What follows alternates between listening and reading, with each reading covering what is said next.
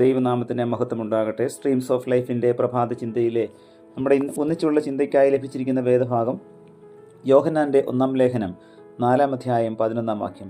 പ്രിയമുള്ളവരെ, ദൈവം നമ്മെ ഇങ്ങനെ സ്നേഹിച്ചുവെങ്കിൽ നാമും അന്യോന്യം സ്നേഹിക്കേണ്ടതാകുന്നു.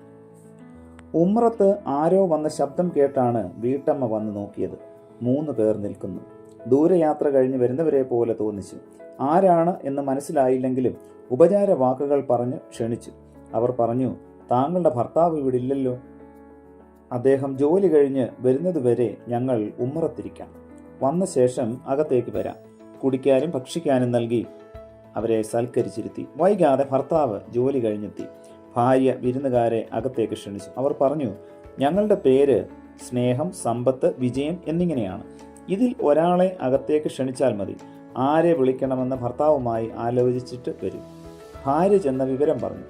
അയാൾ പറഞ്ഞു, നമുക്ക് സമ്പത്തിനെ ക്ഷണിക്കാം, നമ്മുടെ ദാരിദ്ര്യം അതുവഴി മാറിക്കിട്ടും. ഭാര്യ യോജിച്ചില്ല. അവർ പറഞ്ഞു, വിജയത്തെ വിളിക്കുന്നതാണ് നല്ലത്. അത് വന്നാൽ പിന്നെ പരാജയമൊന്നും ഉണ്ടാവുകയില്ല. ഇതെല്ലാം ശ്രദ്ധിച്ചു നിന്നിരുന്ന മകൻ പറഞ്ഞു, നമ്മൾ വിളിക്കേണ്ടത് സ്നേഹത്തെയാണ്. അത് ഒരു നാളും തോറ്റുപോകുന്നില്ല. അതെല്ലാവരെയും സ്വാധീനിക്കും, തമ്മിൽ അടുപ്പമുണ്ടാക്കുകയും ചെയ്യും. എല്ലാവരും യോജിച്ചു. ഭാര്യ പറഞ്ഞു, പുറത്ത് ചെന്ന് സ്നേഹത്തോട് അകത്തേക്ക് വരാൻ പറയും. സ്നേഹം അകത്തേക്ക് കടന്നതോടൊപ്പം സമ്പത്തും വിജയവും അകത്തേക്ക് വന്നു. ഭർത്താവ് അത്ഭുതപ്പെട്ടു. തങ്ങൾ സ്നേഹത്തെ മാത്രമാണല്ലോ ക്ഷണിച്ചത്.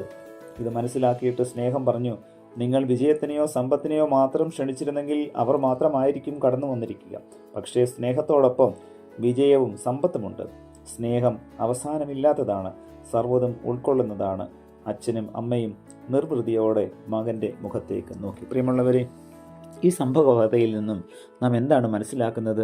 ഇന്ന് നമ്മുടെ ഭവനങ്ങളിലും നമ്മുടെ സമൂഹത്തിലും സഭയിലും ഒക്കെ സ്നേഹം ഇന്ന് അന്യാധീനപ്പെട്ടുകൊണ്ടിരിക്കുകയാണ്.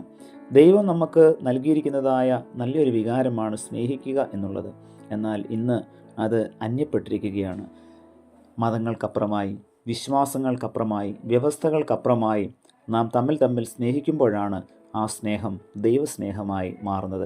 അപ്രകാരം ദൈവസ്നേഹം പ്രാവർത്തികമാക്കുവാൻ ഇന്നത്തെ വചന കേൾവി നമ്മെ ഓരോരുത്തരെയും സഹായിക്കട്ടെ. പ്രാർത്ഥിക്കാം. പ്രിയ കർത്താവേ, നൽകിത്തന്ന വചനത്തിനായ നന്ദിയോടെ സ്തോത്രം.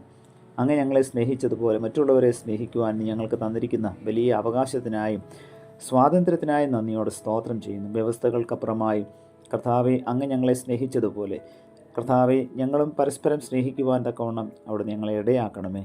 ഞങ്ങൾ സ്നേഹിക്കുന്നതിലൂടെ കർത്താവ് ഞങ്ങളിൽ ജീവിക്കുന്നു എന്നുള്ള വലിയ സാക്ഷ്യം ലോകത്തോട് പ്രഖ്യാപിക്കുവാൻ അവിടുന്ന് ഇടയാക്കണമേ. പുത്രൻ്റെ നാമത്തിൽ പ്രാർത്ഥന കേൾക്കണം പിതാവേ. ആമേൻ.